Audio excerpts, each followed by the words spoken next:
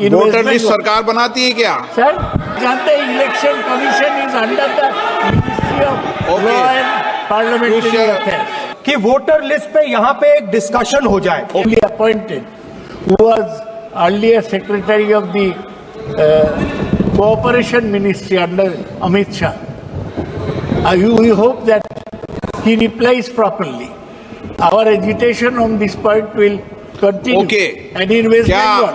Voter list सरकार बनाती है क्या? सर वोटर लिस्ट सरकार बनाती है क्या? ये आपको समझाता हूँ। सर एक सेकेंड, आप जानते हैं election commission is under the ministry of law and parliamentary affairs. It is under election commission has to answer to parliament. Sanjay Haribabu Jadhav. Sanctioned by us. Sanjay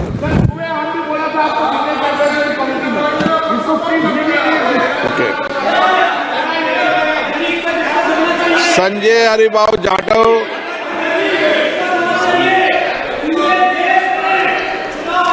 अध्यक्ष महोदय, संजय हरिबाबू जाधव अध्यक्ष महोदय, आप प्लीज, मैं आपके माध्यम से महत्वपूर्ण विषय पर आपका ध्यान आकर्षित करना चाहता हूं। आप बोलिए। मेरे संसदीय क्षेत्र में फसल बीमा योजना के नेता ये बोल रहे हैं ना, इनको बीच में तो रोकना ठीक नहीं है ना। 1 मिनट उनको बीच में तो रोक। हाँ क्या बोलिए? बिकॉज आपने सही बात बोली कि वोटर लिस्ट क्या सरकार बनाती है। मैंने नहीं बोला नहीं, आपने बोला क्या, और आपने सही बोला कि सरकार वोटर लिस्ट नहीं बनाती है। मगर पूरे देश में वोटर लिस्ट पर सवाल उठ रहे हैं, हर स्टेट में, हर ऑपोजिशन के स्टेट में, और महाराष्ट्र में black and white voter list पे सवाल उठे हैं। तो पूरा ऑपोजिशन मिलकर सिर्फ ये बोलने दीजिए, पूरा ऑपोजिशन सिर्फ मिलकर ये कह रहा है कि वोटर लिस्ट पे यहां पे एक डिस्कशन हो जाए। ओके।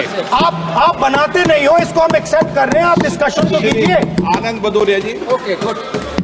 हमको भी एक मिनट दीजिए अध्यक्ष जी।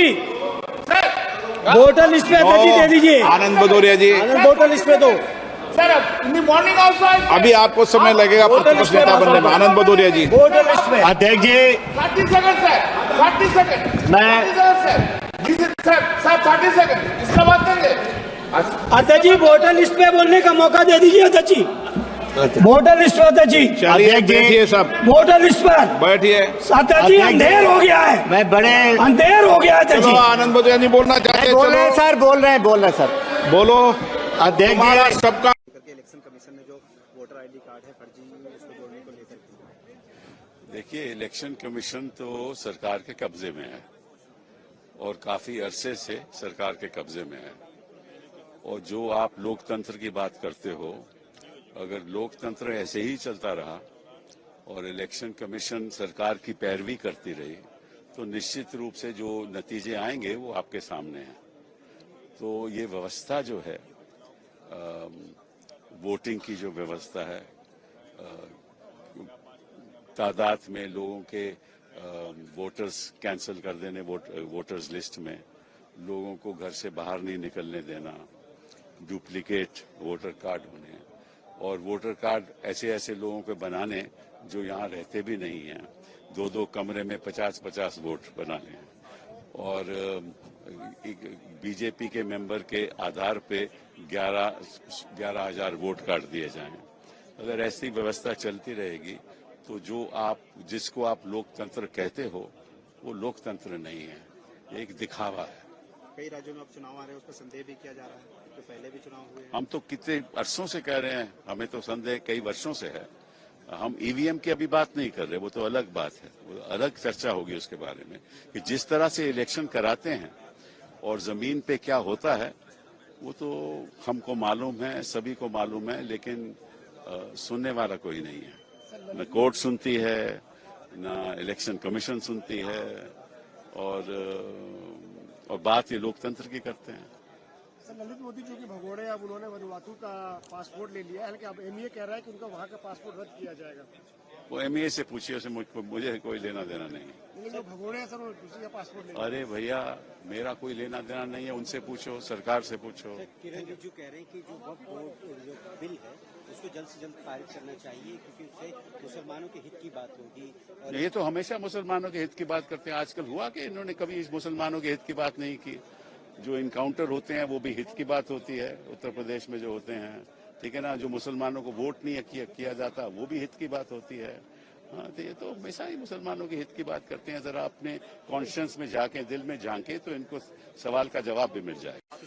देखिए, महत्वपूर्ण ये है ना कि चुनाव है तो लोकतंत्र है, लोकतंत्र है तो संसद है, और जो सरोकार है, जो इवन इलेक्शन कमीशन एक्नॉलेज कर चुका है मल्टीपल आई कार्ड का, और एक ही नंबर पे 2 जगह 3 जगह, तो उससे चिंता होती है कि हमारी चुनाव रिग की जा रही है। उसके संदर्भ में हमने उस प्रश्न को उठाना चाहा और हमें उसकी इजाजत नहीं दी गई। तो फिर संसद के मायने क्या है, संसदीय लोकतंत्र के मायने क्या है, इसलिए हमने वॉकआउट किया। अमित शाह ने सीतामढ़ी में कहा कि माता सीता का मंदिर बनाएंगे। सीता याद आई ना, बिहार का चुनाव है, बिहार की बेटी है। जय सिया राम बोलिए अमित शाह जी, जय श्री राम में सीता नहीं आती है। आज आप लोगों ने वोट किया है, किस मुद्दे को लेकर? देखिए, चुनाव आयोग और भारत की सरकार यानी कि सत्तारूढ़ दल मिलकर सरकारी तंत्र का दुरुपयोग करके फर्जी वोटर बना रहे हैं। राज्य दर राज्य, महाराष्ट्र में किया, हरियाणा में किया, दिल्ली में किया, बंगाल में शुरू हो गया है। इस पे हम जवाब चाहते हैं सरकार से। और दूसरी बात, अगर चुनाव की प्रक्रिया ही निष्पक्ष नहीं रहेगी तो फिर यहाँ कैसे आप आएंगे चुन के? वरना तो एक ही पार्टी जीतती रहेगी, एक ही पार्टी घोटाला करती रहेगी। तो इस पूरे चुनावी घोटाले पे सरकार का और चुनाव आयोग का पक्ष स्पष्टता के सामने आना चाहिए।